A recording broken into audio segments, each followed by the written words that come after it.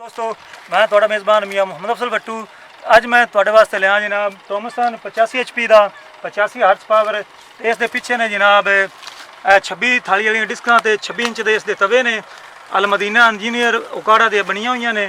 तो इसकी तुहानूं वर्किंग वीडियो विखाने पहले गेयर चलावेगा भाई मोहम्मद नवाज।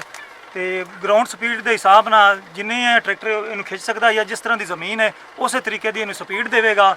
तो तुम चेक कराया तो एक फेरा ये लाइन हैगी 3 किल्लियां की 4 किल्लियां की लाइन है। तो दोस्तों एक फेरा तुम अंदाज़ा लगाया है भी किन्ने मिनटां च आंदा है। तो फिर तुम एक होर गल ज़हन च रखा जिस तरीके आम ट्रैक्टर के पिछे एक डिस्क होंगी है एक फेरा ले आती है तो उनके 2 फेरे होने देंगे एक फेरा बनता जी। तो मोहम्मद नवाज भी सलाह मारो इसमें चलाओ।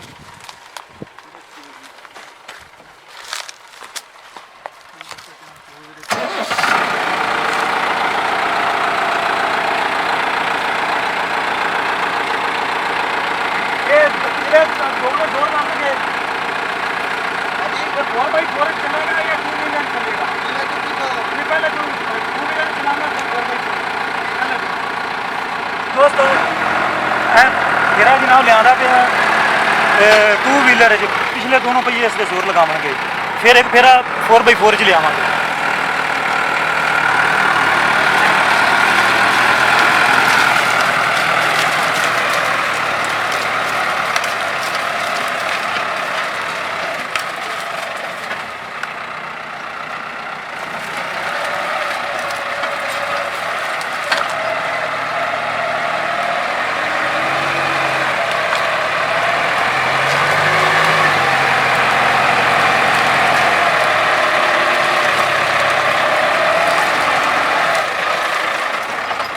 दोस्तों खाड़ा हैगा सी खाड़े के विचों 2 व्हीलर ही लग्या हुआ सी ते 4x4 उन्हें नहीं लगा तो लेकिन फिर भी ट्रैक्टर आराम ना निकल गया है।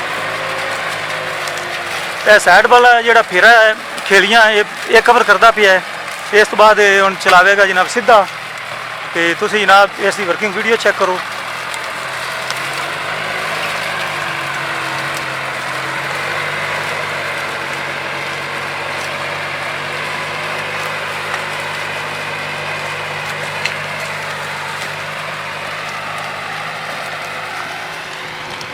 दोस्तों तुसी वेख्या जनाब किस तरीके चल रही है, कोई लोड नहीं, कोई धुआं नहीं, कोई कुछ नहीं। तो आओ मजीद तुहानूं अगे थोड़ा जी चलने तो पिछे पिछे विखा रहे हैं। तो जितना हिस्सा कवर करता जाता पे ना पहले फेरे आम ट्रैक्टर जोड़े चलते हैं डिस्कां 16 थाली वाली वो 2 फेरे ले आते हैं तो इनका एक फेरा है। आओ पिछे विखाने तुहानूं चेक कर लो।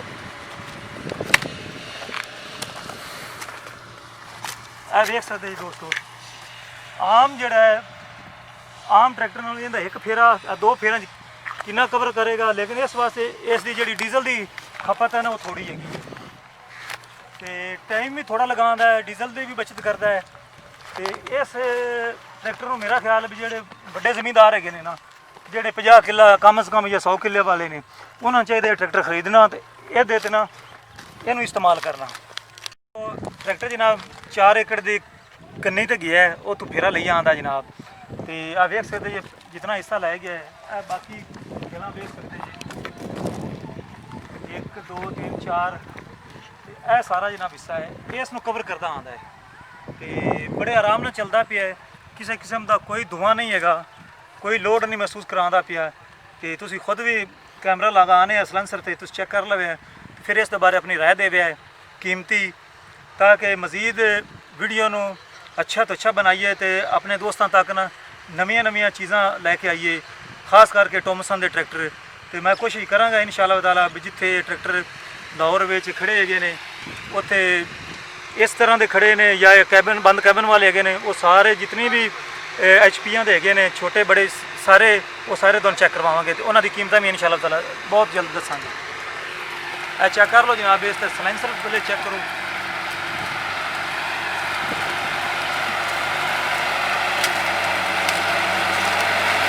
देख सकते हो सलेंसर बिल्कुल कोई धुआं नहीं, कोई अडवाड़ नहीं।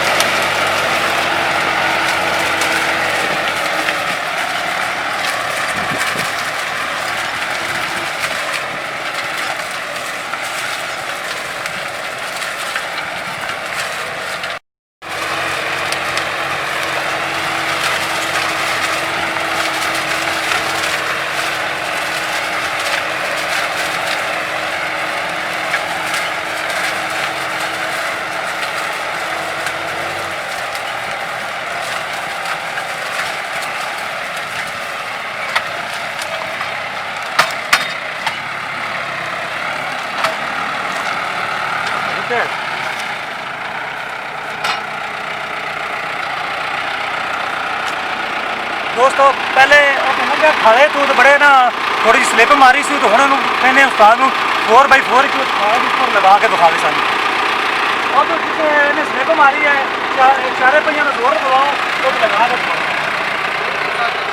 ਹਾਂ 4x4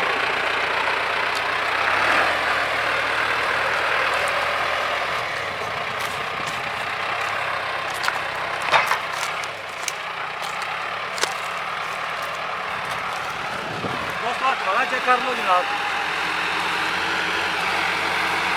ਇਹ ਹੁਣ 4x4 ਚ ਆਉਂਦਾ ਪਿਆ ਤੇ ਜ਼ਮੀਨ ਵੀ ਗਿੱਲੀ ਹੈ ਜਨਾਬ। ਤੇ ਹੁਣ 4x4 ਚ ਖਾਲੇ ਨੂੰ ਕ੍ਰਾਸ ਕਰੇਗਾ।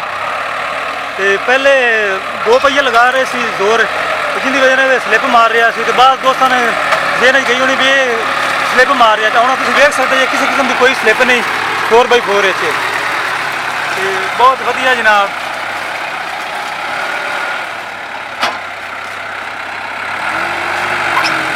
4x4 ਦਾ ਜਨਾਬ ਆਪਣਾ ਹੀ ਮਜ਼ਾ ਹੈ।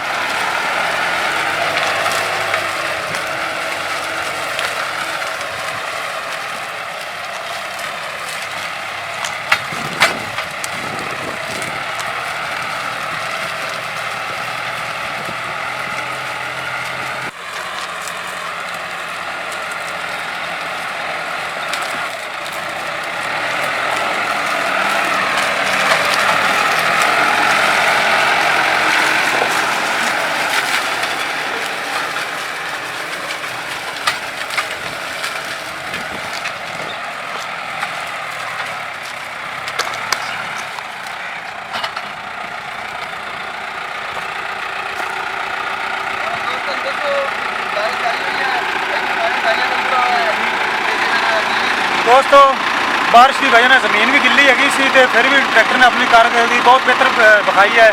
ਤੇ ਨਵਾਜ਼ ਭਾਈ ਇਹ ਡੀਜ਼ਲ ਦੇ ਬਾਰੇ ਦੱਸਿਆ ਵੀ ਡਿਸਕਾਂ ਤੇ ਡੀਜ਼ਲ ਕਿੰਨਾ ਹੈ, ਘੰਟੇ 'ਚ ਕਿੰਨਾ ਪੀਵੇਗਾ? ਮਾਸ਼ਾਅੱਲਾ ਜੀ 5 ਕਿੱਲੇ ਦਾ ਘੰਟੇ ਜੀ ਤੇ 8 ਲੀਟਰ ਡੀਜ਼ਲ ਸਾੜਦਾ। ਤੇ ਅੱਲਾਂ ਤੇ ਵੀ ਜੀ ਇੰਨਾ ਹੀ ਹਾਂਜੀ। ਤੇ ਦੋਸਤੋ ਮੈਂ ਮੁਹੰਮਦ ਨਵਾਜ਼ ਡਰਾਈਵਰ ਸਾਹਿਬ ਦਾ ਉਸਤਾਦ ਹੈਗੇ ਨੇ ਇੱਕ ਤਰ੍ਹਾਂ ਦੇ, ਉਹਨਾਂ ਦਾ ਸ਼ੁਕਰੀਆ ਅਦਾ ਕਰਨਾ। ਉਹਨਾਂ ਆਪਣਾ ਕੀਮਤੀ ਟਾਈਮ ਦਿੱਤਾ ਹੈ, ਤੇ ਮੈਂ ਤੁਹਾਡਾ ਵੀ ਸ਼ੁਕਰੀਆ ਅਦਾ ਕਰਨਾ ਜਿਹੜੇ ਪਿਆਰ ਮੁਹੱਬਤ ਨਾਲ ਮੇਰੀ ਵੀਡੀਓ ਵੇਖਦੇ ਨੇ। ਤੇ ਇਸ ਦੇ ਬਾਰੇ ਕੋਈ ਵੀ ਦੋਸਤ ਕੋਈ ਵੀ ਸਵਾਲ ਪੁੱਛਣਾ ਚਾਹੁੰਦਾ ਹੋਵੇ ਤਾਂ ਫੋਨ ਵੀ ਕਰ ਸਕਦਾ, ਥੱਲੇ ਕਮੈਂਟ ਕਰ ਸਕਦਾ ਹੈ। ਹੁਣ ਮੈਂ ਤੁਹਾਡੇ ਦੀ ਇਜਾਜ਼ਤ